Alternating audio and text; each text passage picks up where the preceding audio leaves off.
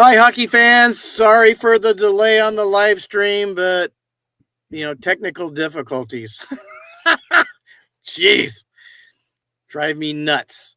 But what I'd really like to say is we had an incredible couple of episodes the last 2 weeks. And I'd really like to thank everybody that participated.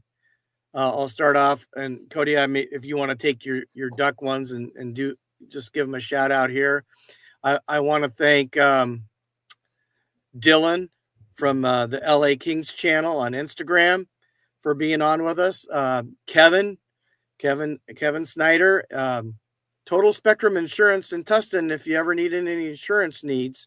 And he's been a good friend. I played softball and we were office partners for quite a few years. And Locked On Kings, Eddie Garcia.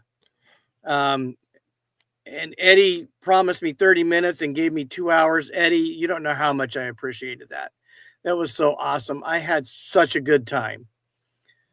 So I want to thank all my King buddies for doing the player grades with me, and it was fantastic. Cody?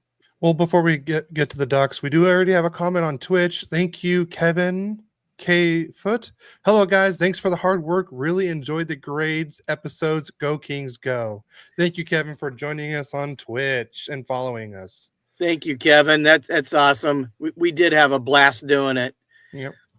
And and thank you again for Colby on Anaheim Ducks memes for joining us on the Ducks grades, and then Locked On Anaheim Ducks, Kyle Carr, and they actually did an episode together this last week. Yeah, I actually listened to that. Yeah, I didn't know he was gonna have him on this week, and I was like, oh hey, yeah, Colby seems like a natural. he is a natural, and that's why I'm so glad I asked him to be on the pod and everything, because I know he would have great insight and everything. And then thank you again, Doug Stolhand, one half of the Puck Podcast, and you had the other half, Eddie Garcia. And I did forget to mention Eddie not only does the Locked On Kings, but the Puck Podcast with Doug. He also does the NHL game night too. Yes. And Mr. Golden Voice. Yes. That's what I call him. I just love to listen to him talk. So yeah. And speaking of the Puck Podcast, when I was listening to the sheet with the Jeff Merrick show, he had Greg Wyszynski on, and because they used to do a podcast together, and they were talking about, I think they were one of the other first couple of hockey podcast, but they actually name dropped the Puck Podcast as being there before them. So just something that even Jeff Merrick knows that. Wow. And Greg Wyszynski from ESPN. So that should tell you something. Yeah, well, they were definitely podcast pioneers, and what a couple of great guys too. Yeah. So I know we're on the both of us. Well, Eddie's on my side and Doug's on your side, but I mean, it works. I enjoyed everybody on the podcast. I'm a hockey fan first, for sure, so I can appreciate anybody that loves hockey like we do. So yeah. But and one last thing before we get out of here, or out of get out of here. I mean, before we start before we start everything, thank you to everyone that put in their grades for the Ducks and Kings. We really appreciate your input, and I just want to say we wouldn't be here without you guys. So thank you again for doing that and everything. And I wanted to make sure everyone was included and everything. The only person I wish I was not included was whoever gave Lukas Dostal the D. That was the only person. Didn't somebody give Newell Brown an A in mine? Yeah, that too. I don't want. Yeah, I don't even get that one. Yeah.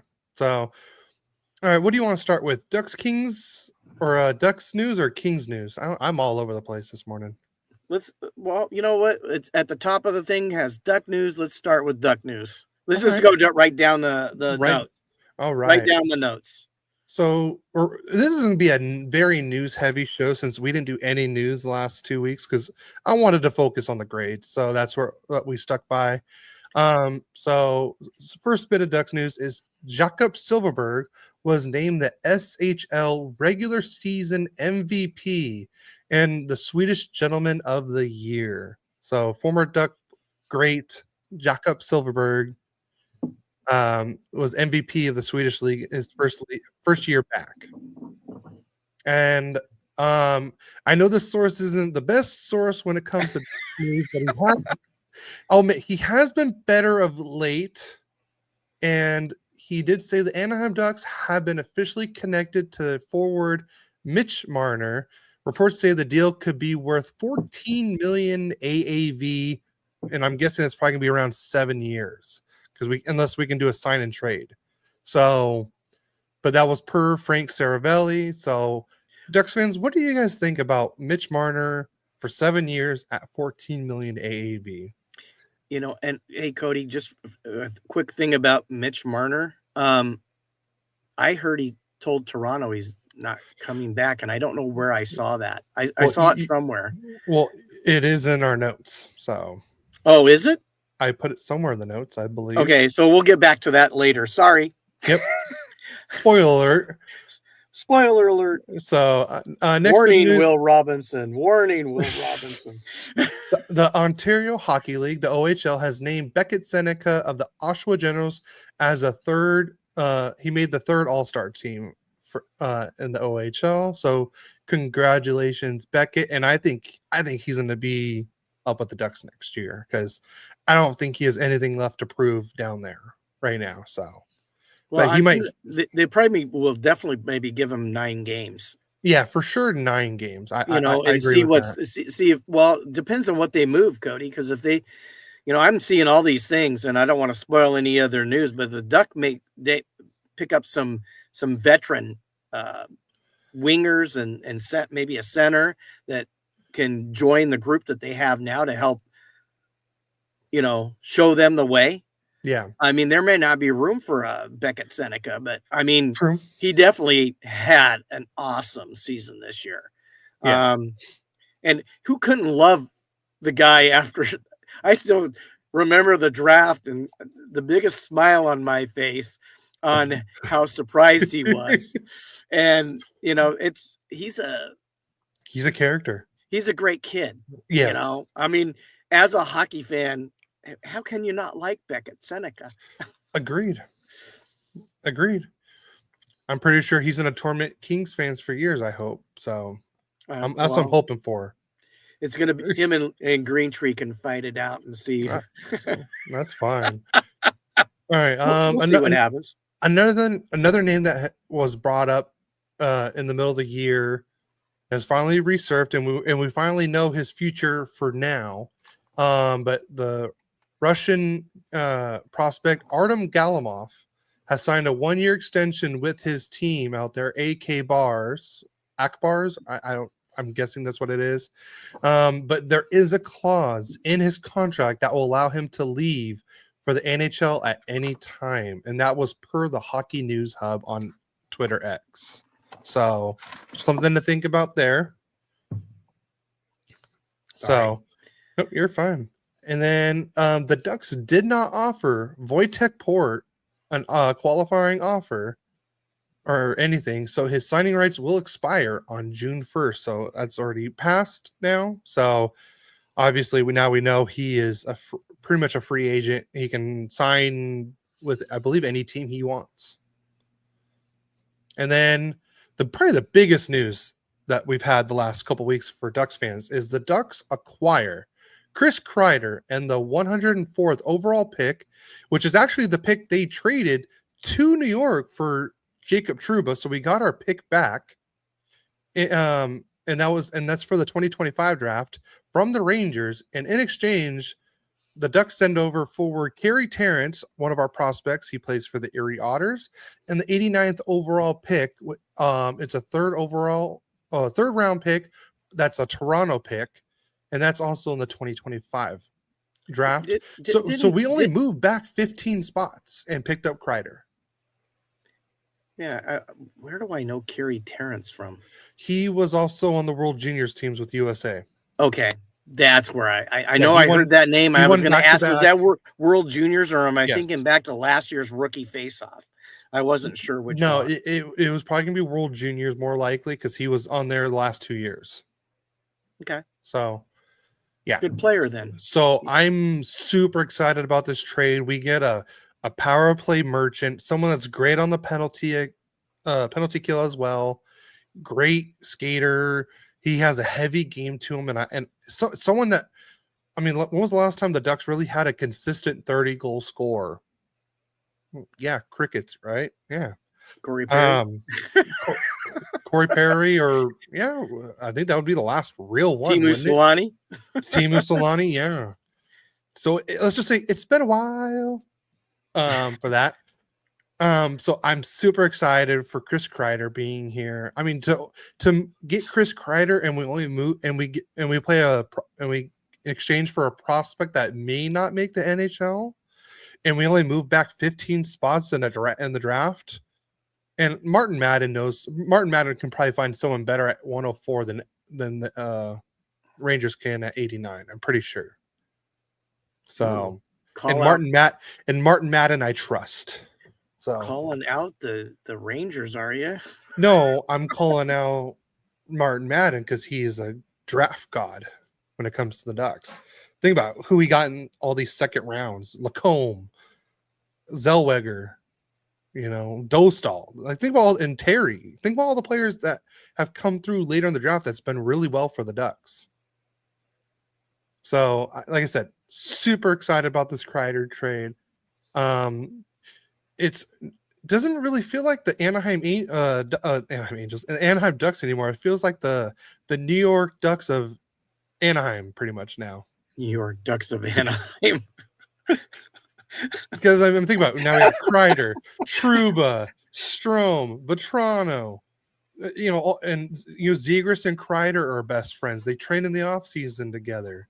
So, and I can tell you this also, Ducks fans, if you thought the Quenneville coach signing was bad, Kreider, one of the reasons he wanted to come to the Ducks is because Quenneville was the coach. He wanted to play for a coach like Quenneville. Yeah, he would have never wanted the trade with because if the Ducks were on his no trade list, so he did have to waive his no trade clause to come here, and he waived it because of the likes of Trouba. Like I said, Trouba, Zegras, Strome, Vetrano, and Quenneville were all big reasons why he's like, you know what, I'll go to Anaheim. Screw it, let's do this. I think the Ducks are gonna be a better team than the Rangers this year. I'm calling it now. Ooh, yeah. Well, you are the quacky boy, so keep going. Boy. Yeah. So now we're gonna go into some awards. Cutter Goody was ranked was 5th in the Calder voting, and he made the all rookie team. I believe it was him, Celebrini, Bichkov, Hudson, Matejchuk from Columbus, and then Dustin Wolf were the 6 players for the all rookie team. So congratulations to Cutter making the all rookie team and placing 5th. And the Ducks actually had another player that was in the Calder running, but towards the very end, Drew Hellison was tied for 12th in the Calder voting. He had 1 5th place vote. That was it. Yep. And then some exciting news, and because there's another player I believe we drafted last year, is Lucas Pettersson signs his 3-year entry-level contract. But I believe he will spend the next year staying in Sweden in the Swedish Hockey League, and that way he can develop more because he's going to be playing with grown men out there, so that would be great for his development. And then last bit of Ducks news, per Derek Lee, which if you guys don't follow Derek Lee, I suggest you do. He is great. Ducks content. He's always interviewing players and coaches and everyone out there. He's very good source for when it comes to all things Ducks. But the Ducks should be announcing their coaching staff additions for both the NHL and AHL in the upcoming days. So we'll finally know who's going to be running our power play, penalty kill, defense, and everything. I hope they keep Peter Boot, I haven't heard anything that he's gone, but I hope he stays because he did a hell of a job with Gibson and Dostal. And then here's Kevin, what do you think the Rangers thinking behind the trade was? Clearing cap space to potentially make a run at Gavrikov? I actually think that's actually a good one. I didn't think I knew they were definitely clearing space. Yeah, they were definitely. I'm not going to say it's only going to be Gavrikov, but after their meltdown last year, they need a big retool minimum. So a big retool minimum. But they may make a run at Gavrikov. Who knows? I mean, I hear the top two teams for Gavrikov are the Kings and Rangers. So I would not be shocked if that was for Gavrikov because he deserves a good pay raise. Let's just put it that way. Yeah, I'm hearing it's going to be about 8.5 a year. But no, I think that's exactly what was behind the trade to kind of clear up. Because if you guys remember, is Chris Drury, the GM of the Rangers, did put out an email like 2 or 3 weeks, maybe a month into the season, saying that Kreider and Trouba were available for trade. So, and it's funny that both of them end up in Anaheim. Well, it gives them a little bit more of a veteran presence with a lot of the young kids that are playing there. But, the one guy that, I think Ducks fans should be excited about is Cutter. Oh, yeah. I mean, it seems like him and Leo just melded together. And, it's going to be interesting to see what happens with them with another year's experience. Speaking as a hockey fan, I hope they don't play well against the Kings, but they can play well everywhere else if they want to. So, and I think the Ducks have a very good chance at the playoffs this year. That's music to my ears. And you want to hear a fun fact about Chris Kreider? There's only 5 players that have as many goals and playoff goals in the past 4 seasons. Can you name those 5 players? Leon Draisaitl. That's 1. Connor McDavid. 2.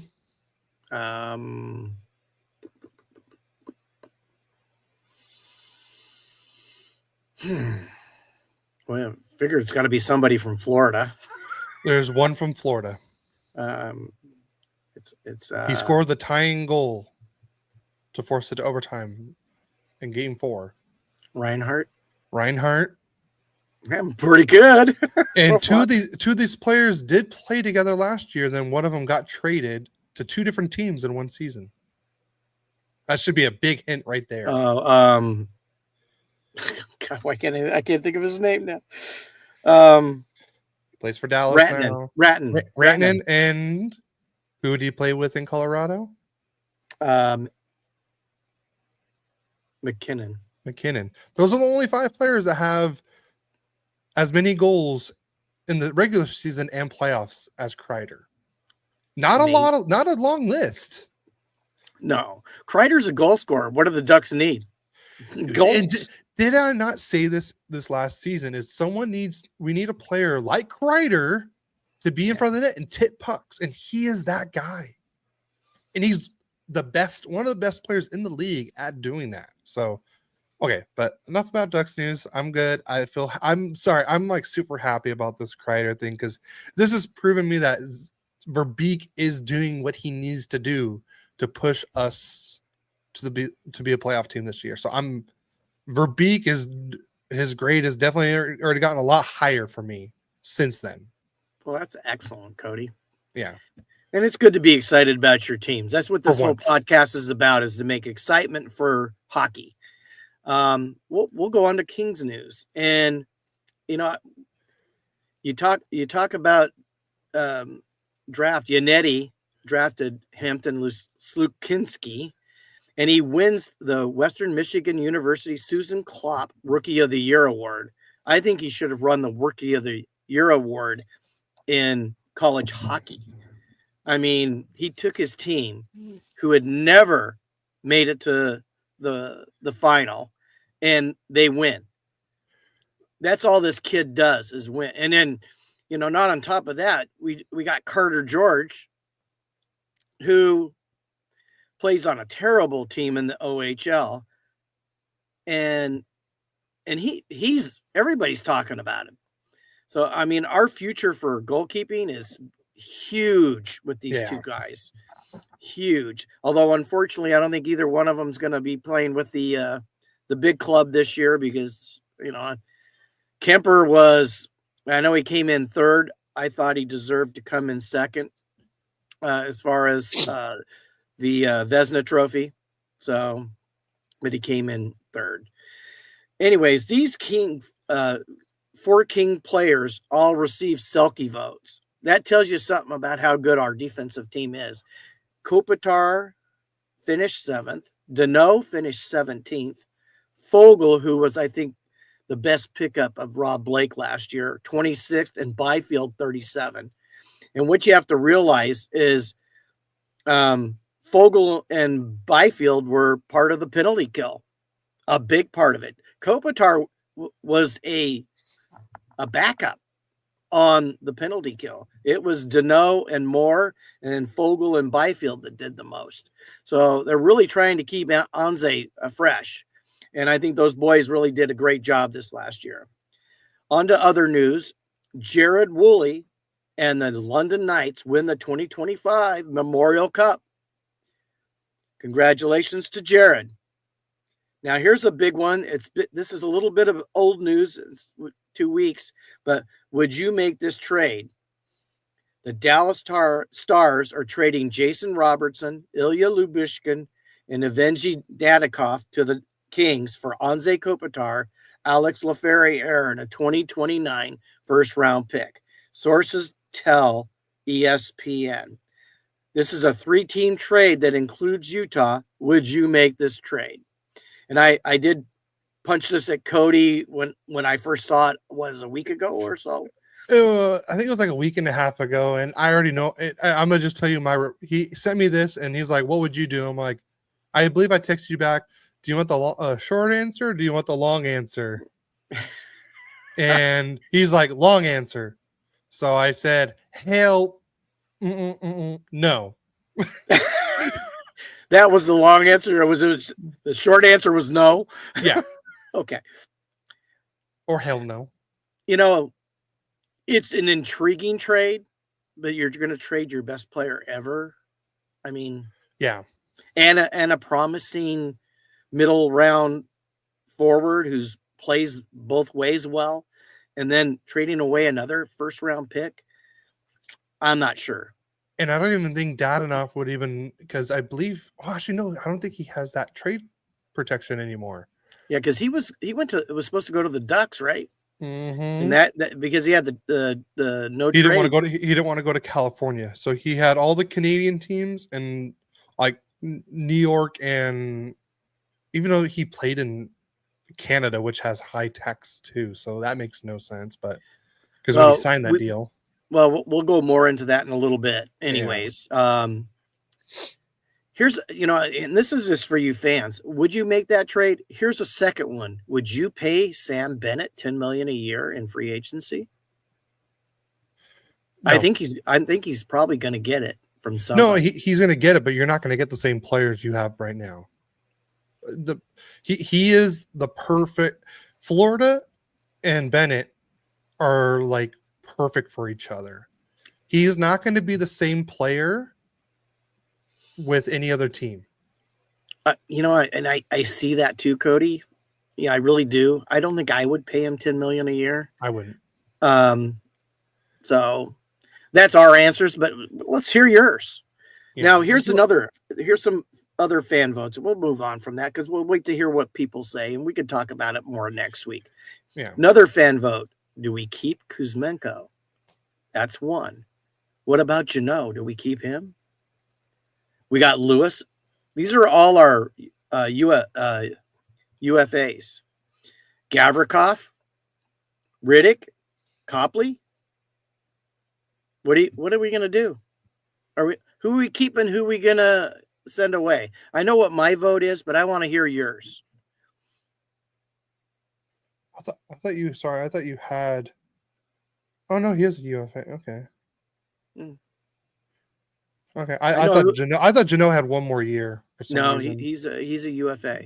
Yeah, I'm And looking at Puckpedia right now. and speaking of making the OHL All Stars, Liam Greentree was named of the Windsor Spitfires was named to the first team All Stars in OHL, and Carter George of the Owen Sound to the second team All Stars.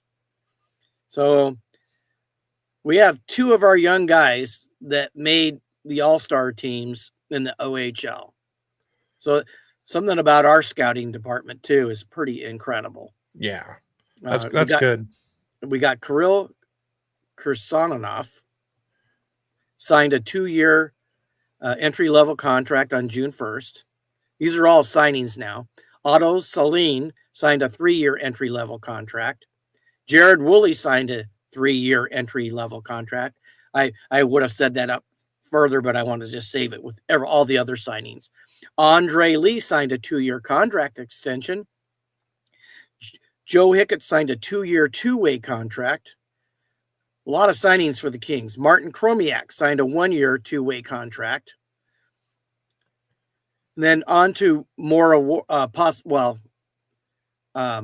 talk. Yeah, award talk. Yeah. Jim Hiller finished 8th in the Jack Adams award voting, which is the coach of the year. And here's an intriguing one. This comes from per John Hoven of Mayor's Manor and also Kings of the Podcast, which is another great podcast. I like listening to. Even if I don't listen to them for a while, I'll binge them for 4 or 5 in a row and catch up.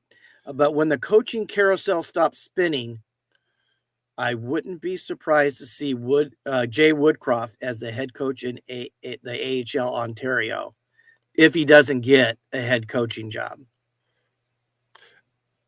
Honestly, that would be such a good pickup for the Kings organization because you already got a coach that's already on the hot seat already. And you have a backup plan. And you have a not just a backup, you have a great backup. Yeah. Like I said, if the Ducks didn't go for Quenneville, I wanted Woodcroft. So this is me as a Ducks fan saying this. That would be such a great pickup for you Ducks, you Kings fans. Because if you think about it, he was also was he not one of the he was half of the playoff losses with the Oilers, with the Kings. That could help you hopefully get you past the Oilers in the first round if you guys have to meet again. Well, it's funny you think about that. Look where they're at. I know we were up 2-0 against them, but look at what they did. You see what they did just the other night. I know we're going to talk about it, but it's the same thing they did to the Kings. They've been doing it all through these playoffs. So, if they do, and they still have a chance to win the Stanley Cup, and if they do win it, you lost to the Stanley Cup champion, or if not, you've lost to the runner-up for the second year in a row. I don't think there's any shame in that. So. On to more award news. LA Kings forward Anze Kopitar has won the Lady Byng Trophy for the 3rd time in his career, as voted by the PHWA. Yeah, I know, but it's the players. No. Professional Hockey Writers Association. There you go. And I already there you go. I just lost my whole train of thought on that whole thing. So, get a good laugh. I'm the quacky old man now. I already said Kemper finished 3rd in the Vezina Trophy. He also finished 18th in the Hart Trophy voting, which that's not bad. Now, we're going to talk about 32 thoughts and Elliot Friedman on Jordan Spence. I think that's a name to keep an eye on. Just don't think that the Kings feel that Spence and Clark on the right side together works. They're both right-hand shots. They both need to play. Clark, I don't believe, is available, but Spence, I think he is. Yeah. I don't know if that's a possibility, because obviously they they didn't play him against the Who Oilers. else on the right side do you guys have? Well, we got a few guys in the AHL, but I don't know if any of them are ready to play right now. Yeah, I'm talking about like in the NHL. Who do you guys have on the right side? I know you Kyle- have Doughty and Clark and And then Spence. Kyle Burrows. Are you going to play Kyle Burrows over Spence or Well, Clark? they're thinking that he needs to be at least the second defender on the power play, and you got Clark and you got Doughty, and he's not going to get that time. That's why I think he's thinking. If I were the Kings, and obviously I already know I'm a better power play coach than Newell Brown. Obviously, I'm a better coach. You're hired. I'm hired. What I would do is Clark is your PP1 quarterback. And then if you want for your PP2, you can have Doughty and Spence on there. Because a lot of teams do that for their second power play unit. They'll have 2 defensemen on there. Yeah, well, I think Eddie's actually talked about this a little bit on Kings of the Podcast, that some of the things the Kings need to do. Obviously, Byfield needs to be the C1 this year. Yeah. He needs to be the top line center, and Kopi should take a back seat and go to the second. And that actually did happen in the playoffs. Byfield played more than any of the other forwards with the Kings. Yeah. So that may happen. Yeah. But he also made comments about Clark. Clark needs to step it up. He may not be quite as ready as Byfield is, I think, because Byfield was definitely showing the second half of last season what he can do, because he was incredible in the second half of the season. His first half played great defense, just didn't have a whole lot of offense. I mean, he still fought in the corners. He still fought for the puck. He did a lot of great things, but he just didn't score. Second half, we need him at the second half for a whole season. That's what we need this next season. Yeah. That could propel us to maybe winning a first round playoff and having him make another step up. Yeah. So, you want to go on to league news, Cody? Yeah, but first off, let's shout out some people that have been commenting on it on Twitter X. We got JD Wyatt saying, "Great show so far, y'all." Thank you, JD Wyatt. We appreciate that. Awesome. And then thank you, someone that actually met on Instagram in the last week or two, the Pitch Grid Pod, where he actually does a show about football and European soccer. I believe he focuses more on like the Premier League and the Championship League. So go check that out. I did listen to one of his episodes, and he did a top 10 NFL coaches, and he had Sean McVay, who we're both Rams fans here.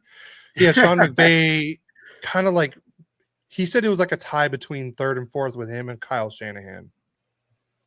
Well, that's good company. Those are 2 really good coaches. Yeah, so really good coaches. Yeah. Yeah. So I if you guys please go check him out. He's great.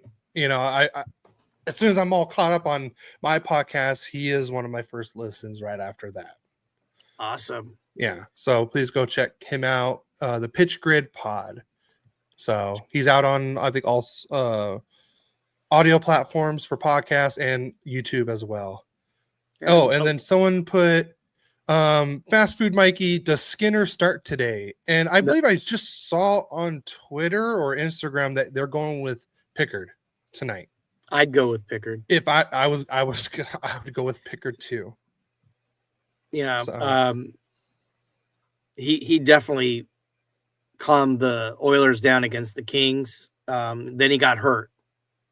Yeah. So that's what I would say. But then again, you just never know. Yeah. I mean, look at what Skinner did there for a while. He had a couple shutouts, and he was playing well, but when he goes bad, he goes bad. Yeah. So we can get more into that when we get to the playoffs. But let's get to league news. I'll let you start off because this is someone that's closer to you. Yes. Well, Marco Sturm, he's the new head coach of the Boston Bruins. Great hire. And Marco's a great guy. He obviously for 3 years has led our AHL team, which was they made the playoffs all 3 of those years. And last year was a total retool for that team. They lost almost a ton of players, and they had a lot of young guys coming up. So good luck, Marco. I mean, he's going home. He played for the Bruins. Yeah. So he's going home, and I'm happy for him. That's why I also mentioned Jay Woodcroft, possibly in the Ontario. If he does, I mean, he's a guy that somebody should hire because he's a great coach. He is. So that's what I was saying. If you guys lock him up, that is so great for the organization for you guys. Well, then he also is a guy that Holland. Yeah, I think that's Holland, true. Didn't he hire him and fire him? Well, no, fire. He was there. Yeah, he was. He wasn't there last season. He didn't. Yeah. Or was it? No, it was this last season. It was this last season. Yeah. So he fired him. At the same time, Holland was the general manager of the last season, but it was also like the Jeff Jackson guy. So, but we'll move on. The Penguins hired a coach as well.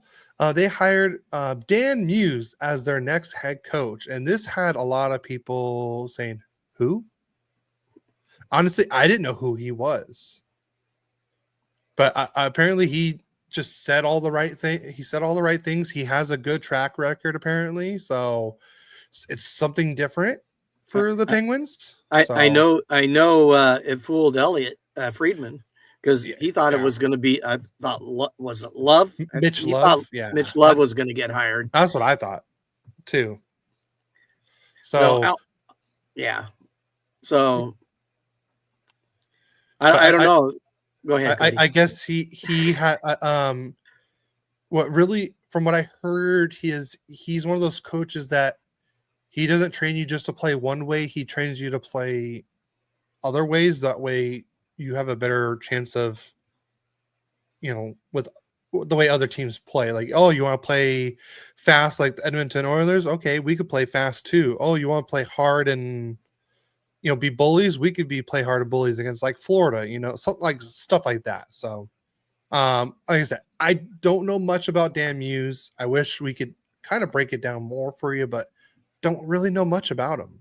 Wasn't he an assistant with the Rangers, right? He was assistant with the Rangers and I believe the Capitals as well. Okay. And then you can take the next one. Yeah, This surprised me. The Dallas Stars are firing Peter DeBoer as the head coach. And he went to 3 straight conference finals? 3 straight with Dallas. He's been the last 5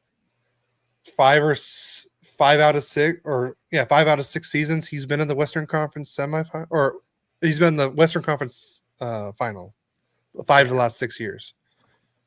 But according to what I heard, after all the player interviews at the end of the season, I guess he's not easy to play for.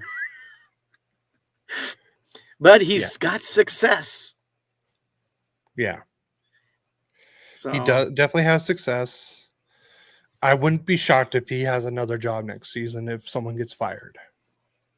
He seems to always get another job. He's good for 3 or 4 years. Pretty much is what his track record is. And then we do have a question from the Pitch Pod. In hockey, what are you looking for when looking for a new coach? Experience or talent or coaching? Like it's a little mixture of all in a way. You want to find someone that your general manager and coach can kind of work well together to kind of build a certain team the way you guys want, like what Florida did with Bill Zito brought in Paul Maurice, and because he saw the team that he had, he knew that this was going to be the right fit for him. And look, they've been to 3 straight Stanley Cup finals together. And the Kings have a philosophy. Obviously they've been a very good defensive team. They won 2 Stanley Cups being a great defensive team in the past. So they're not changing their philosophy. So you want a coach that's going to coach to your philosophy.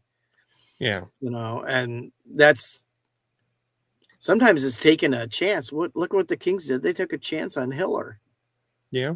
And I thought he did a great job in the regular season. I hope he learned from the playoffs, because there was a few things I think he could have done differently in the playoff that could have made that maybe the Kings would be in the Stanley Cup final, but you just don't know what's going to happen. Yeah. If that change would have happened, would they have been able to go through Vegas and Dallas like the Oilers did? I don't know. I mean, but they definitely were dominating the Oilers for 2 games. So let's see. Those are the factors that go into hiring a coach. Is what are you wanting them to do? Bring a fresh perspective, or keep what you're doing and just tweaking it to give you a better chance of making. Everybody wants to win the Stanley Cup. Unfortunately, there's 32 teams that start off and only one gets the championship. So It's not an easy thing to do. Yep. All right. Next up in league news, we got signings and extensions. First one we have is not really signing or extension, but could lead to it, is Jonathan Toews. Yes, you heard that right. Jonathan Toews reached out to his agent, Pat Brisson, recently to inform him that he's 100% committed to coming back to the NHL next season, and that was per Pierre LeBrun. Where do you think he is going, everyone? Well, according to Kyle Carr from Locked On Ducks, yes, Kyle, I did listen to you. He thinks the Ducks would be a great place for him to go and then sign, guess who else? Patrick Kane. Patrick Kane. I mean, you talk about a veteran presence and 2 Stanley Cup champions, 3-time Stanley Cup champions. What a legacy those guys could set up for those young Ducks. Yeah. I think if they did that, they'd be really scary. I agree. So I agree. But anyways, on to other signings. The New York Islanders have signed forward Kyle Palmieri to a 2-year extension worth $4.75 million AAV. And I got to tell you, Kyle Palmieri, ex-Duck, you got to love the way Kyle Palmieri plays. Yeah. I always liked him. He always gives 100%. He's not the most gifted guy, but he's definitely a good, sometimes a very good NHL player. Yep. All right. Next up, the Islanders also have signed defenseman Adam Boqvist to a 1-year extension. I believe it was like the league minimum $800K, I believe. So nothing big, just like a extension. Well, the Lightning have signed forward Yanni Gourde to a 6-year extension worth $2.33 million AAV and a total of $13.9 million with a full no move clause. So the most important thing for Yanni, he likes it in Tampa Bay and he wants to play there until he retires. And I got to say, he gave him a deal. It's not a big deal. No. There's a reason for this. So this is what they were saying with the whole cap thing is they're whatever. They're playing with the cap. So instead of signing him because he's 33 years old, probably going to be 34. So and he's probably not going to play this full contract. So they probably just told him, hey, how much money do you want? We'll give you that, but we'll just sign you for this so we keep the cap below. Ooh. Yeah, so he probably won't even play the last 1 or 2 years of that contract. And then just put like, hey, we'll put you on LTIR or whatever, the last 2 years. Yeah, so Ohtani plays for $2 million and gets $68 million. Well, that's different CBAs. Deferred. Different CBAs. Yes. Yes, I know. But I'm just saying it's a way to circumvent the cap. Yeah, but if you think about Yanni Gore doesn't really need to do deferred money because the reason why Ohtani did it was, yes, to help lower the cap, but it's because of all the taxes in California. There is no state tax in Florida. True. So I think it was just one way of doing that. So, but smart. I would say smart move because, like I said, he plays well in Tampa. He's played out there. He's won out there. Might as well do that. So I guess I don't hate Avalanche for doing that. Smart. No. Hey, do what you can legally do to make it work for your team. Yep. And we already have one big name off the free agent market because he did re-sign with the Avalanche. The Avalanche have signed forward Brock Nelson to a 3-year extension worth $7.5 million AAV, $22.5 million overall with the 3 years. What do you think of this signing, Dad? I think that locks up where they have the middle covered. Yeah. But I don't think they have that much cap space now. They have 1.2 million in cap space now. Yeah. And they still need to sign 6 players. Six players. Going back to the Jason Robertson thing, he's got 1 more year left, and that's a way to that they can free up some cap space. But this is Colorado. We're talking about Colorado, not Dallas. Oh, true. But Dallas needs relief on the cap space too. I'm sorry, you're right. It is Dallas. I don't know what I'm thinking, but that's what you had me going for. Well, that's one reason I think they're going to get rid of him, though, is for the same reason, so they have some cap space. But he was like almost a point-of-play player. Robertson was so. All right, I got it. I got a perfect trade. It works for both teams. The Ducks. For the Ducks and Stars. The Stars get Gudis, and we'll retain half. You give us Robertson, and we'll take the full hit. Done. They get because they need a right shot help on defense, and they save what, $5 million in cap. Boom, done. I win. So if you're Dallas, would you make that trade? Oh God, no. I would not. Okay, let's get back to reality. Let's get back to reality. Okay. What have you been smoking this morning? Oh no, I don't know what was in my Taco Bell breakfast, but whew. So on to awards, and Alexander Barca from the Florida Panthers has won the Selke and King Clancy trophies for the 2024 and 2025 season, and well deserved. Yeah. Oh yeah. Honestly, I loved what they did with the awards this year. They kind of got rid of the award show that nobody watched, and they made like videos with them being with their family and friends. Yeah. Because we're going to talk about one the next time you talk. We're going to talk, but that one had me crying. I'm not going to lie. But Nikita Kucherov wins the Ted Lindsay Award, and that is voted by his peers, the players themselves. So they said that Nikita Kucherov was the best player this year. So that's good. I think that should just be the Hart Trophy, like the Hart Trophy in a way. Let the players pick. Yeah, let your peers pick. Yeah, I totally agree with it. Sean Monahan wins the Bill Masterson Trophy. Did you watch the video on this? I did not.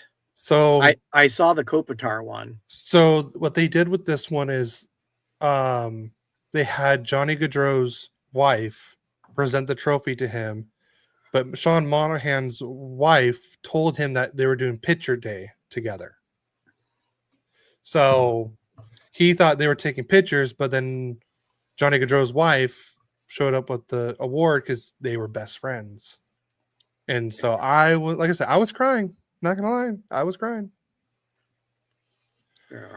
If you don't cry, then I don't know. Yeah. Real men can cry, right, Cody? Yeah. They're not afraid to show their emotions. Yep. Spencer Carberry wins the Jack Adams Award this year, which is not a shock. That's what we all pretty much predicted. He Yeah. is the first person to win Coach of the Year award in the NHL, AHL, and the ECHL. Wow. That's something. That is something. And he definitely deserved it, taking the Capitals from the last playoff team to the first playoff team in the East. Mm-hmm. And this is a shocker.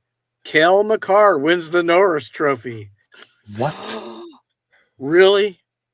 I mean, the first defenseman to score 30 goals in a season doesn't win the award? I Shut the front door.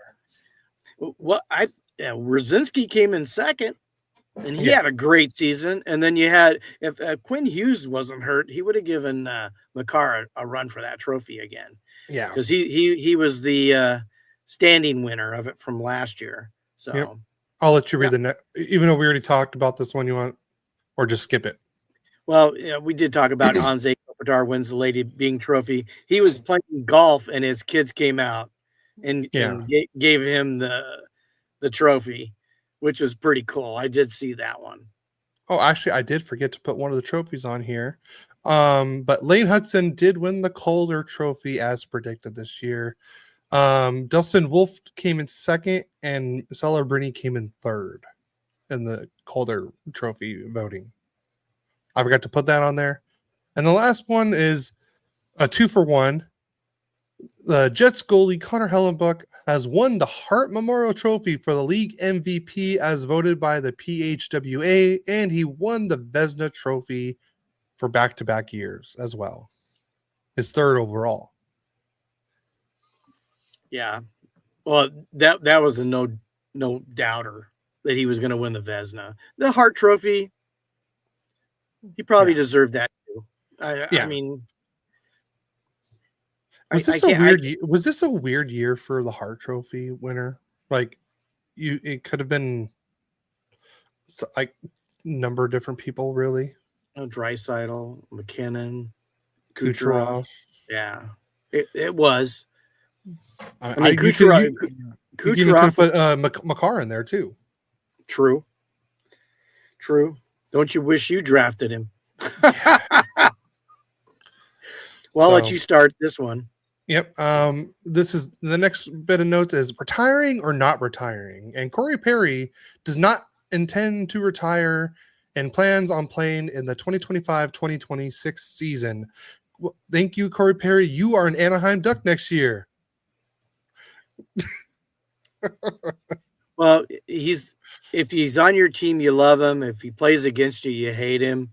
And I think I've got the perfect endorsement for Corey Perry. What's that? You put him in a pink bunny suit, and he goes around skating, talking about Energizer batteries. What do you think? So he's an Energizer battery salesman. Well, he's never going to stop. He keeps going and going and going. Yeah. I thought it was funny. Yeah. I bet you didn't think of that, did you? I did not think of that. I did. Obviously. My sick sense of humor. Retiring, not retiring. Caps forward T.J. Oshie has retired from professional hockey at the age of 38. And he did not even play this past season due to chronic back issue. And I can remember him playing for the USA. TJ Sochi. That's what they called him. And when you had a shootout at the end back then, you could have the same player do it over and over again. I think I don't know how many he scored. I can't remember. But he was the guy that did it every time. And he scored more often than not. He was really good at that. And he's a class guy. I always liked TJ Oshie. I liked him when he was on the Blues. I liked him when he was on the Capitals. I'm glad he got one Stanley Cup. I'm happy. He's some of those players you can't hate. True. No. I mean, like I said, I'm a hockey fan first. I know Cody's a hockey fan first. So we can appreciate the other players. Yeah. I mean, doesn't mean we're going to cheer for them, but we can appreciate them and respect what they do. Yep. Mom asked, how old is Perry? Right now, he is 40 years old. Yep. He is May 16th, 1985. So he's 40 already. And he keeps playing and he keeps playing and he keeps playing. Yeah. I can see him in the pink little suit with the ears. Just. I mean, I can see him as an Energizer Bunny, but not the bunny part. But next bit of news: due to an unfortunate career-ending neck injury, Jesper Fast has retired. It's sad when you don't get to choose when you retire. So I do feel bad for Jesper Fast. I believe he last played for Carolina, I want to say. You got me on that one, Cody. I know that's a sad way to have to end, especially with a neck injury, because those, I've been in a few car accidents and I still have some issues with my neck. I mean, it's not like him, but it's not always fun. Yeah. You have pain, you get stiff, you can't turn your head sometimes. It's not fun. So he was drafted by the New York Rangers. Does it say what when he was? Oh, round 6, pick 157th in 2010.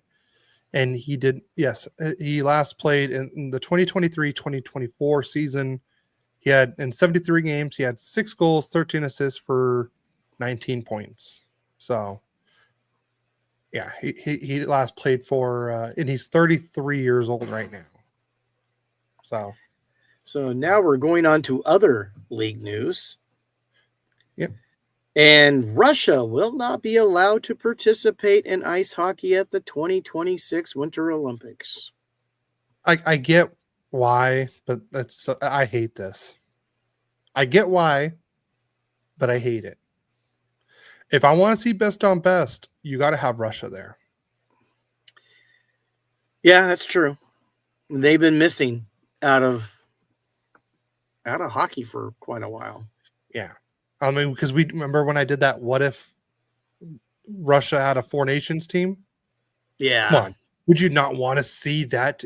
God, their goaltending, Vasilevsky, Shesterkin, Bobrovsky, they would have the best goalie. That's better than USA's goalie tandems. I'm sorry.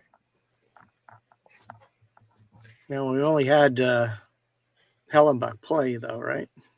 No, Swayman or Ottinger played. Oh, they played one of the easier teams, and they threw somebody else out there. But yeah, this is something I'm excited for because I did watch the first season. I don't know if you did or not. But the Prime Video Face-Off show season 2 will feature even more players this year. It will feature Thomas Harley, Wyatt Johnston, and Mikko Rantanen of the Dallas Stars. I would love to see the whole Mikko Rantanen situation. It would have Quinton Byfield and Anze Kopitar of the LA Kings, Marc-Andre Fleury of the Minnesota Wild, Sidney Crosby of the Pittsburgh Penguins, and the Hall of Fame inductee Brendan Shanahan.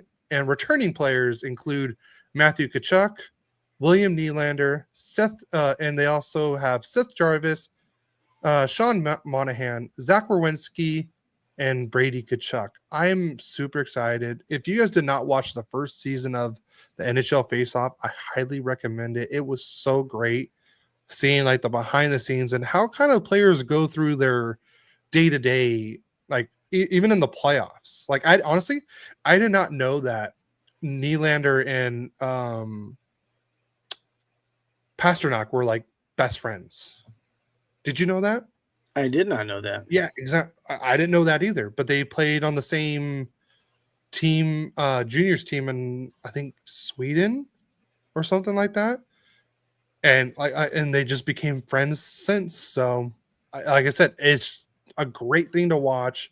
You saw like the whole behind the scenes with Connor McDavid in the Stanley Cup final last year. Like I said, highly recommend watching it. Well, when you say Pasternak, I think of I want a Pepsi. A Pepsi? You haven't seen the commercial? Pasta, pasta. The guy who slams into the boards, running across the ice to bring him a Pepsi. You haven't seen it. Okay. Nope. And the lady looks at him. Well, you just could have walked around. Pasta has to have, because he was eating pasta. Oh. Pasternak, they call him pasta. So I understand that one. Okay. But thought I'd explain it to you just in case you were being quacky boy again. I'm always quacky boy. So you want to read the next one? I will. The Sabres have hired Jarmo Kekalainen as a senior advisor. Which is smart for them. Hockey name. I know you. Yeah. You finally got one. I got one. I'll put it on the scoreboard. Dad hockey names 1, hockey names 1,783. Pretty much accurate. But honestly, that's a smart move because they were already saying that like Kevin Adams was, he's a first-time GM. Even though he's been there for 5 years, he hasn't made the best moves. So hiring Kekalainen as a senior advisor for him and then having Eric Stahl there as like a player advisor and everything like that, I think they're just trying to surround him with help. So good on them. Finally, hopefully we can see the Sabres in the playoffs soon. And then per Jeff Merrick on the Daily Faceoff, after another deep run, the Stars could make bold changes this summer. Merrick suggests that Dallas may explore trading Jason Robertson, who has 1 year left at $7.75 million to recoup draft capital. Yeah, they don't have very many draft picks, do they? Or any much? No, right? I don't think they do. So, but Jason Robertson, you are an Anaheim Duck next year. Yeah, along with Kane. Gudis for Gudis for Robertson. Remember? Well, if they don't do that, why don't they just trade him to the Oilers for McDavid? Oh man, you can do that. I mean, if you're going to throw a trade out like that, you might as well get the best player in hockey, right? Honestly, the one that makes the most sense that Jeff Merrick actually said is, can you imagine the Dallas Stars just goes up to Carolina like, hey, give us our 2 first rounds back and you get Robertson. Because they traded 2 first round picks to get Mikko Rantanen. Just give us our first round picks back and you get Robertson. Okay. So, would you make that trade? No. If I was Dallas, I probably wouldn't do that because I don't think they want draft picks. I think they want players either like about to make the NHL or in the NHL. Okay, Forsyth County votes to approve the final documentation that would allow the Krause Group to formally propose NHL expansion into the metro Atlanta area. The group is now expected to present its complete proposal to the NHL in the coming weeks. The vote, which was passed this evening, was widely seen as the final hurdle. Expansion is likely imminent. Well, it wasn't this evening. It was like this last week. Yeah. I think they get it. They know some of this is old, little bit older news. Not everybody pays attention to they're watching the Stanley Cup and not listening to the news. Yeah. Okay. If Atlanta does come back, are they the Thrashers again? Or are they another team name? Because those Thrasher uniforms were great. I would think they'd come back with that name, but then again, they can't do the Flames. Yeah, they were the Atlanta Flames before that, weren't they? Yeah. I wouldn't mind seeing the Thrashers back. So, yeah, they were sick. I liked the colors were great, and I can only imagine what they could do now. So I would not mind the Thrashers coming back. But how about this? If you guys had to choose a name for the Atlanta expansion team, what's the name you're picking? Are you picking Thrashers or a whole nother name? Let us know. Put in the comments. All right. Next up, this is what you were saying earlier. Mitch Marner will not be returning to the Toronto Maple Leafs, as he told the team, per Andy Strickland. Wow. Ooh. California's I think, kind of high on that list. I think the Kings are a little higher probability than the Ducks. Doesn't mean it's going to happen from what I've heard. But the Kings don't have that cap space for him. Would you make room for Marner? Yeah, but what are you getting rid of? I mean, you guys have to trade or sign. Well, Gavrikov, Janot, Laferriere, Taylor Ward, Laferriere is restricted, so they can just offer him a contract. The ones that you're talking about, Gavrikov may be at the cost of that. I'm not sure I'd do that. Like right now, you guys don't even have a backup goalie right now. True. There's things that need to be done. Yeah. But that's going to be happening after the Stanley Cup ends, and we get the draft, and then we have the free agency. We'll see what happens. July 1st will be a great day. I think it's going to be a great day. The National Hockey League Players Association and the collective bargaining agreement negotiations progress is really good. Current deal expires September 15th, 2026. So they're jumping a little ahead to get things going to get through it, because there's so much you guys probably have no idea that goes into these collective bargaining agreements. I mean, it's a lot of it's words. Yeah. It's lawyerese. Most of us probably would read it and not understand it. Yeah. But it's to protect the players and also the owners. And I don't think it has any protection for us fans. Yeah. So this is good news right away as hockey fans in general, just because usually when it comes to the CBA negotiations with the NHL and with the players and owners and everything, it usually tends to lead to lockouts. That's not what we want. True. We don't want lockouts. So them getting ahead of it a whole year in advance, progress is really good. This is a very good sign as hockey fans. Yes. Because we do, especially how much hockey is building this last year with the Four Nations, with bringing new fans in. I think the last thing the NHL wants is for a lockout to happen, because that's just going to ruin all the momentum that they have. So this is a great sign. I'm confident, Cody, that it's going to happen. I'm confident too. I'm going to read through this really quick so that way we can pull past everything.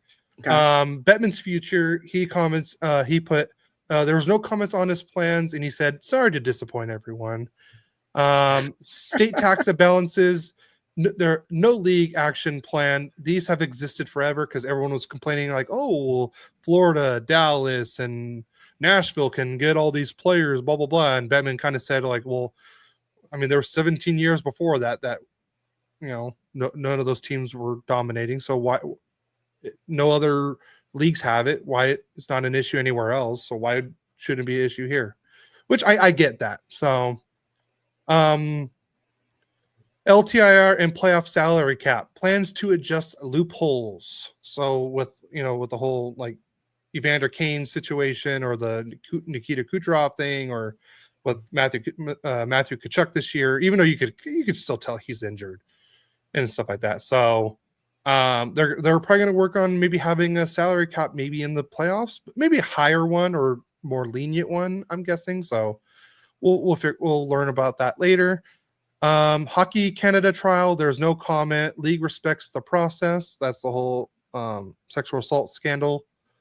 Playoff play-in round, no changes planned. This season's final games determine playoff spots. We don't need, like I said, I don't think we need a play-in round. I think it's already great enough as is. Upcoming events, the 2027 NHL event hosted by the Islanders. So because they were supposed to get the All-Star game this year, but they're not going to get it, or this next season, but they're not going to get an All-Star game. It's going to be more like a 2026 Olympics send-off instead.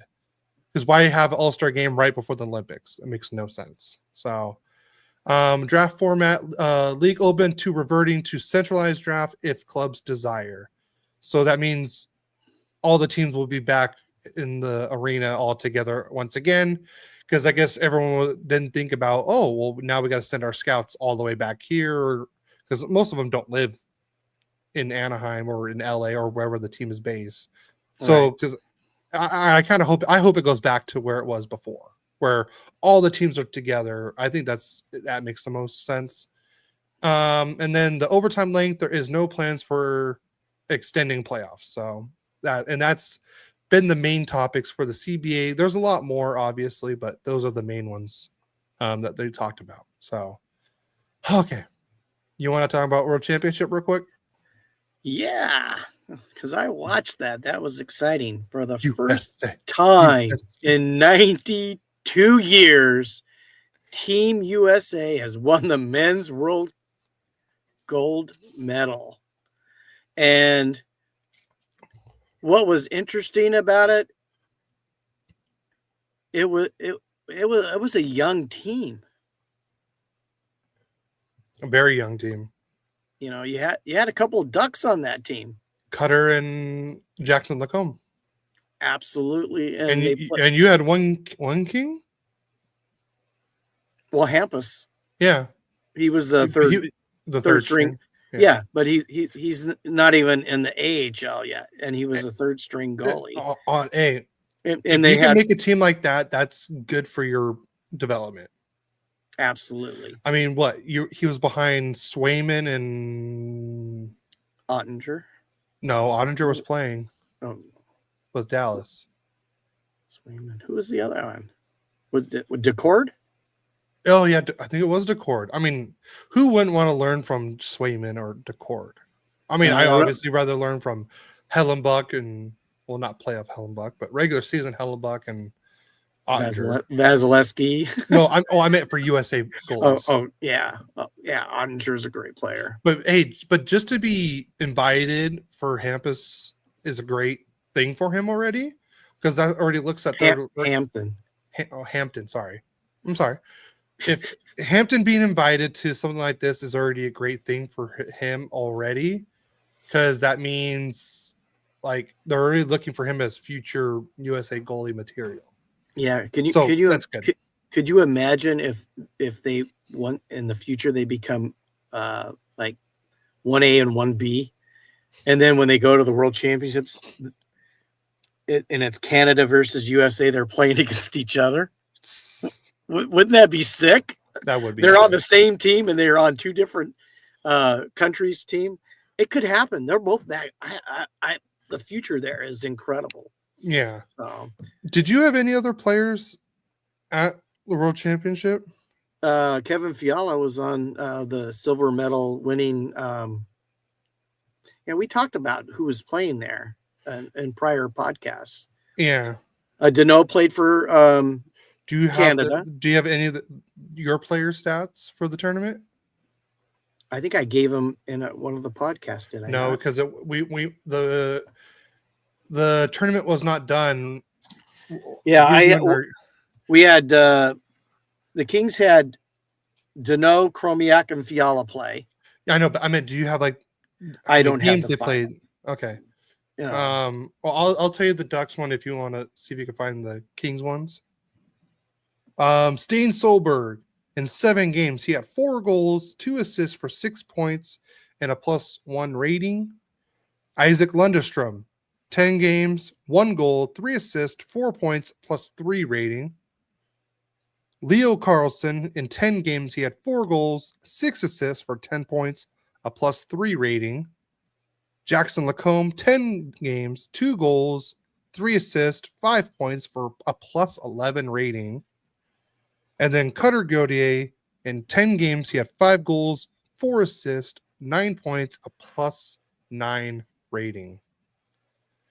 And I can tell you this, it was really great to see after they won for Zach Werenski to go into the clubhouse and grab Johnny Gaudreau's USA hockey jersey and bring it out so they could celebrate with the World Championship win trophy with that jersey.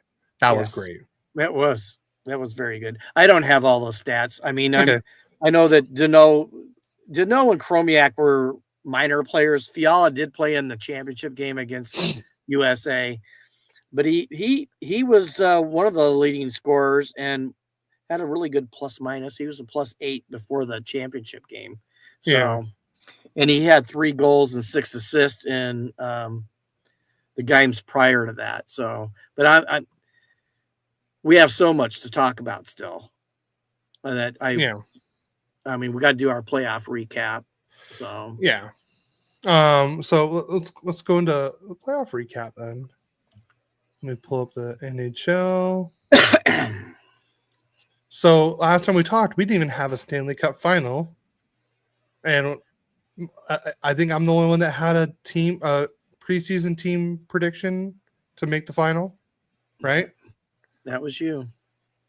So last time we talked, I don't know if Florida was in yet, but Florida beat Carolina 4-1 to move to the final, and then the next day, Edmonton won in 5 games, won 4-1 games.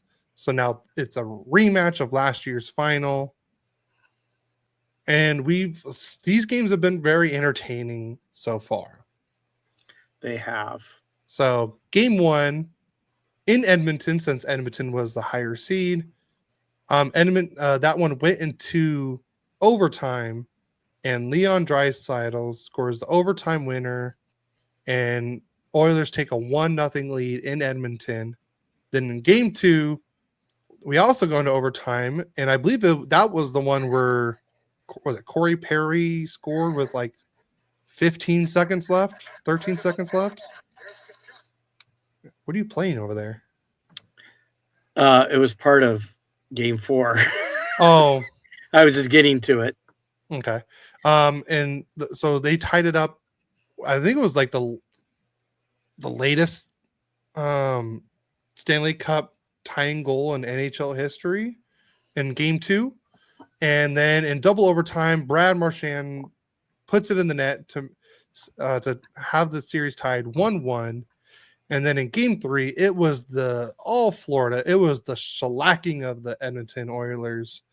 6-1, and that one I did not want to be. That was just very bad sportsmanship by Edmonton all around. Yeah, game 3, I think there was 7 ejections total. Yeah, game? In my opinion, in that game, they need to punish Darnell Nurse with not just a game suspension. They need to give him 10 or 15 games. And then, I mean, obviously he's teaching Wallman the same thing. Yeah. So, I mean, I agree, Mom. I did not respect how the Oilers reacted to that. Yeah. You know, it's not what you do when you win. It's how you act when you lose that shows what kind of person you are. And they were not very good people. Yeah. I mean, not that everybody knows I hate the Edmonton Oilers because I'm a Kings fan. I mean, who doesn't hate it in the Pacific Division?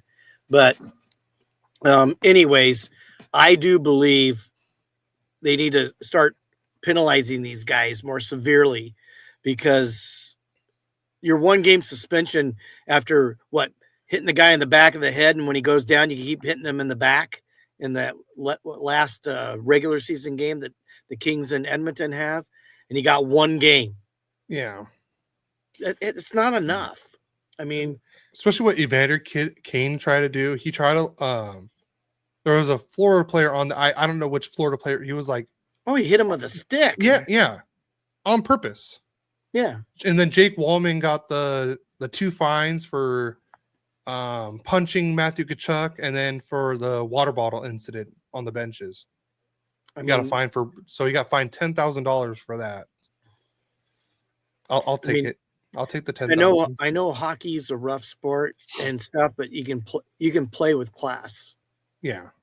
You know, take a loss, lose the game. You know, they weren't going to win that game. Florida was way better. It was way better. I mean, it wasn't even a competition that game. Yeah. So the next game 4 that happened a couple nights ago. Again, another overtime game, and this time the Florida Panthers are the ones that had the second lowest time to tie a game in the Stanley Cup final. And then again, Leon Draisaitl scores in overtime. And God, that I feel bad for Bobrovsky because that went right off of his defender's leg and in.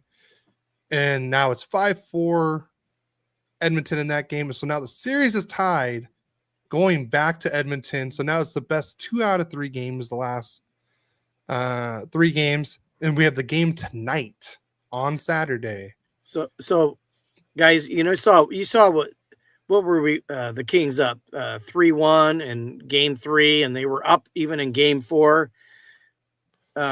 First period, 3-0 Florida after the first period. And then Pickard saved the day. And then they pull Skinner. No. I don't know why teams are okay. I'm just telling you this. Every time teams do that, it always goes better for Edmonton. It does, doesn't it? I've noticed that. The Dallas Stars did it after game 1, and then look what happened. They lost 4 straight to Edmonton. Yeah. And then when Florida started, I'm like, did you guys not learn the lesson of the Kings and Stars? I'm just saying. Yeah. Well, anyways, what did Edmonton do in the second period? They scored 3 straight goals, and now, they scored 3 straight goals, tied it up, and then starting the third period, they take a 4-3 lead, and like Cody said, at the 1940 mark, Reinhart scored to put the game into overtime. But who wins it? Same guy who won it in Edmonton, Leon Draisaitl. This is going 7 games, just like it did last year. Well, the only good news is by the next time we record, we'll have a Stanley Cup champion. So there's a game tonight, game 5 in Edmonton, 5:00 Pacific Standard Time. You can watch all these games on TNT, True TV, or Max. I've been watching on HBO Max. Game 6 will be on Tuesday also at 5:00 Pacific Standard Time. And then game 7, if necessary, will be on Friday, June 20th. Again, on all those channels at the same time. So by the time we record next week, we will have we'll have a champion. Cool. So that's good. We can at least talk about that next week for sure. I created a new segment that we can do. Okay. And I think you can see it on the notes. Mm-hmm. It's called Did You Know? Did you know? Did you know? Well, today's Did You Know, at least for me, do you know the Kings have never signed a big-time free agent? They've never signed a superstar. Everybody they've gotten a superstar was by trade.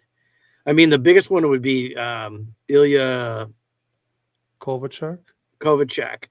But he was aged out. I mean, most of the guys, when they sign them, they're older.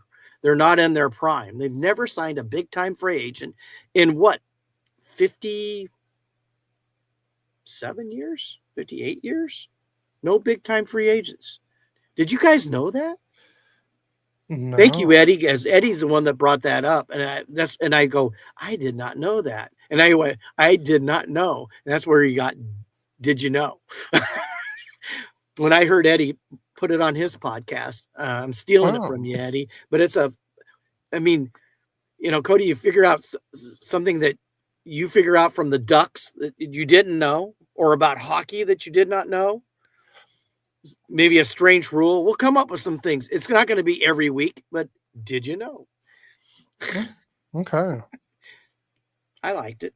I did not know that. All right. So we do have some questions. I believe that's what's next. Yeah. So question. I already know you see the answer, but oh crap. Here's our weekly. Oh snap, the Yankees fam. Oh, we love you, Frankie. It's been a while, Frankie. You haven't been here the last couple of weeks. What the hell? What's happening, Frankie? All right.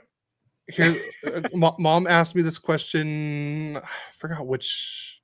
I think when it was during game 2, during the Stanley Cup final. Do any players have their numbers retired by more than one team? So there are 9 players that have their jersey numbers retired by multiple teams. Bobby Hull with the Blackhawks and Jets. Gordie Howe with the Red Wings and the Whalers. Wayne Gretzky with Edmonton and LA, but he's also retired league-wide. As should be.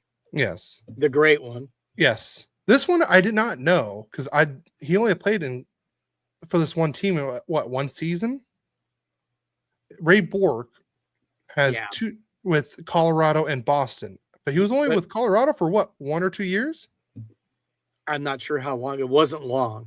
But yeah. what you have to really realize that he was a great. Yes. Yeah. And, Frankie said, this Stanley Cup is pissing me off. I hate Florida, but I hate Canada more.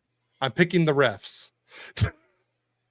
At one time, I would have thanked you for that because I never did ref hockey, but I ref basketball, I ref volleyball, and I umpired baseball. But and we were never high on anybody's list. Yeah, very rare. I only ref basketball for like 8 games. I've done, I want to say that over 1,000 baseball games. I want to say. I did quite a few of all of it. So. Yeah. Next up, this is the one I knew for sure. There was a few that I knew for sure that had multiple jersey numbers retired. Mark Messier with the Oilers and the Rangers. Patrick Waugh with Colorado and Montreal. I was surprised that he got his done at Montreal with how bad he left there. Tim Horton with the Buffalo Sabres and the Toronto Maple Leafs. Red Kelly with the Detroit Red Wings and Toronto Maple Leafs. And this is the one I knew for sure. Scott Niedermayer with the Anaheim Ducks and the New Jersey Devils. Awesome. Yeah. And then we got a one player each with the Kings and the Ducks and the mix of the 9 players. Yeah. So, and I thought Solani may have been, I think because Mom asked me if Solani had his done with Winnipeg, but I don't think he was. I think he's in the Hall of Fame there, but not the jersey retirement there. I think should be. Yeah. And then Mom also asked if you could bring back one player that was traded in the last 2 years, who would you bring back? Oh, great question. I already could tell you who I'd bring back. All right, go ahead. Gabe Vilardi. Ooh, there you go. That's a good Our one. power play would have been way better. That's to be honest with you, I think Rob Blake made a huge mistake with that trade. That was a huge mistake. We can't always go back. We have to deal with it. But losing Gabe Vilardi, I mean, he was with Winnipeg was the President Cup winners, and he was one of the main guys on that team. I would bring back Gabe Vilardi. What about you, Cody? Last 2 years. Cam Fowler. Oh, if we're getting the St. Louis Blues Cam Fowler, yes. Yeah. The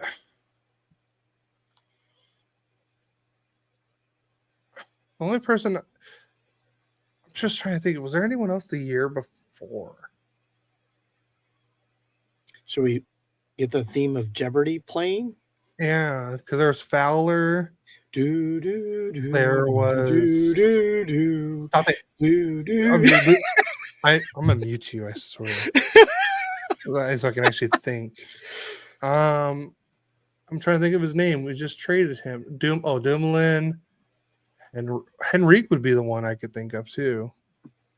He's played well for the Oilers. Yeah. And they trade him and he goes to the Stanley Cup Finals. Twice. But he went the first year they traded him. Yeah, so he's been there twice.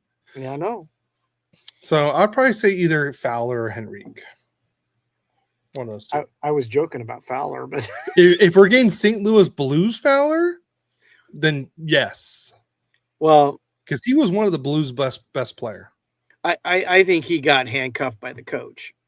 Yeah. and didn't help him. He was Coaching. coaching. Yeah, he had been a pretty good player for the Ducks for a while, and then all of a sudden it's like he was in the background. Yeah, and then from the pitch pod, or pitch grid pod, favorite King Duck of all time. That's an easy one. Well, I can tell you, I can pick for one for each team. My favorite Duck of all time is obviously Teemu Selanne. He's one of my favorite players. Who doesn't love Teemu Selanne? Yeah. My favorite King of all time. I love the great one. Don't get me wrong. He's right up there. And I love Kopi, but Luc Robitaille, 9th round draft pick, Hall of Famer, president of the team. Yeah. He was kind of the hockey version of Mike Piazza, a guy who got drafted because Tommy Lasorda was his godfather. And then he turned that into a Hall of Fame career. Luc Robitaille, same thing. Not that he was Tommy Lasorda's godson or anything. Well, I mean, for mine, for the Ducks, obvious, Teemu Selanne. If I had to pick one for the Kings, I mean, there's one that, like, every time I think of like old time Kings, there's always one player that always come to my mind, but I don't know if he would be like my favorite all time King. Who's that?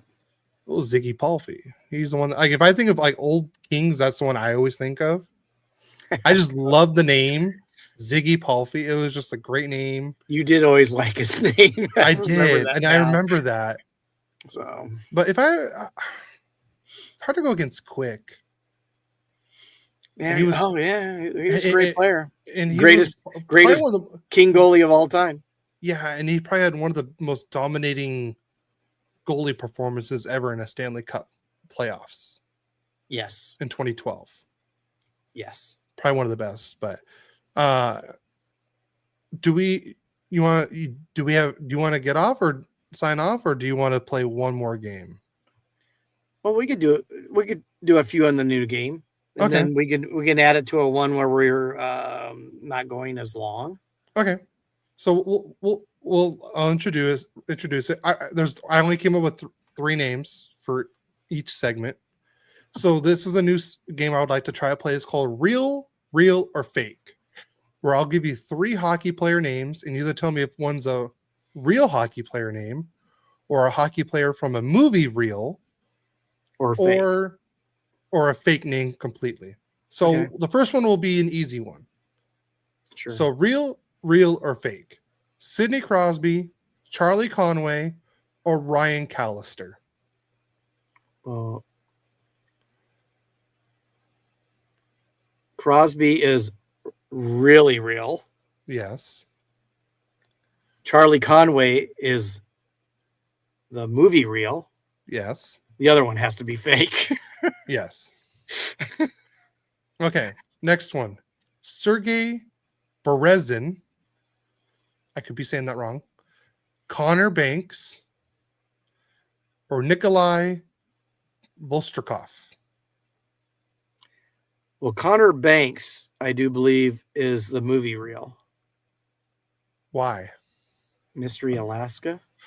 Yes. Good.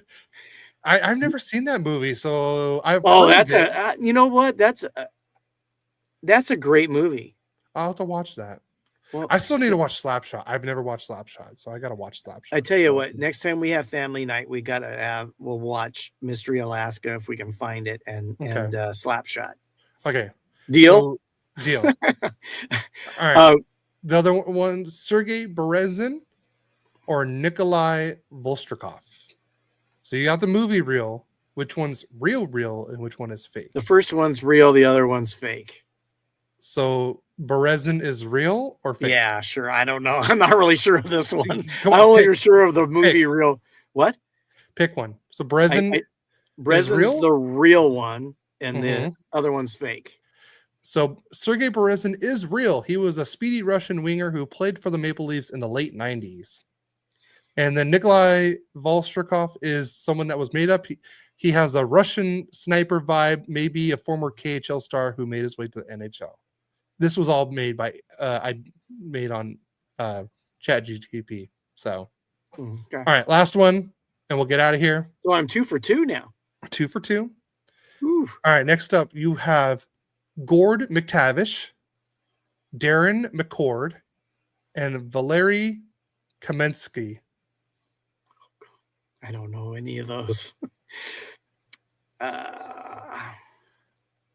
Say him again. Gord McTavish, Darren McCord, and Valery Kamensky.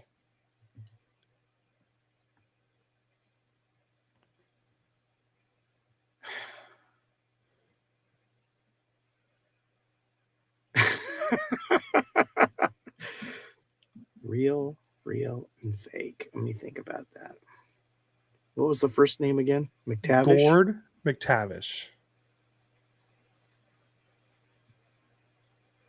Real. He is not real. Okay. He's fake then. He is the fake one. Okay. And in the thing it says, feels like an old school gritty defenseman from the 80s, maybe with ties to the Oilers or Flames. It was, like I said, AI. That's what I was thinking about, that because of the name. But yeah. And so now you got Valery Kamensky and Darren McCord. Darren McCord is in the movie, and the other one's real. So Darren McCord is movie? Yeah. That is right. Darren McCord, the firefighter turned action hero played by Jean-Claude Van Damme in Sudden Death, where he saves the day during a Stanley Cup final. I've seen the movie. I did not remember the name, though. Valery Kamensky was a skilled Russian forward who has played with the Nordiques and Avalanche, but isn't a name most casual fans would recognize. So you did a very good job. I'm proud of you. I'm shocked. Well, all right. I'll teach you how to do that with AI so that way you can do it with me. With you? Okay. Yeah. So we'll agree on that. But what do you think of that game? I liked it. No, okay. It was cool. Okay. Perfect. Got my brain cells working. So I thought it was a fun game we could play and everything. So, but do we have anything else before we get out? On a family note, I want to say happy heavenly birthday to my sister Jeannie. Oh yeah. Miss you, and you know, and we love you, and I know one day when I pass, I'll be up there with you, and I do miss you. Yep. And then also before we get off, is Happy Father's Day to all the fathers out there as well. I was going to mention that too. So before we get out of here, I would like to say then Happy Father's Day, Bob Welch. Yep. Listen to the podcast; you'll hear it live in Memorex. So, but that is a wrap on this episode of Royally Quacked. I hope you had as much fun as we did. If you really enjoyed it, please make sure to subscribe, download, and rate the podcast on your favorite podcast platform. It helps a ton. It really does. If you want to watch all our content, please go on YouTube and Twitch, and you can actually watch our videos on Spotify now. Yes, that's right. You can watch. You can choose audio if you want. I don't blame you if you want to. If you don't want to see our ugly faces, that's fine. I don't blame you. But yes, you can watch it live. And please comment on those videos and tell us if you want to answer those questions that we put out there, or just want to say what's up, or please leave us a review also on our rating on Spotify and Apple. We really appreciate it. Yes. Follow us on social media for updates and all the behind the scenes and our clips and reels and everywhere. We're Royally Quacked everywhere. Don't forget to join our Discord as well. Everything's in the show notes. So just click on that link. It'll take you right there and join us. And we can all chat there too. We can debate about players, signings, trades, and everything. So, and don't forget to also check out the Elite Sports and Entertainment Network for all sports talk. Like I said, they have the daily show, the afternoon show every day. That's, I believe, 11 p.m. Pacific Standard Time, but 2 p.m. Eastern Standard Time. So tune in there. you know, and everything. So, like I said, they got football, baseball, wrestling, whatever you're into, they have there. So please go there. And thank you for tuning in. And just until next time, we'll see you next week. So let's go Ducks. And go Kings go, and stay on and listen to our awesome song. Yes. See you next week. We'll see you guys next week.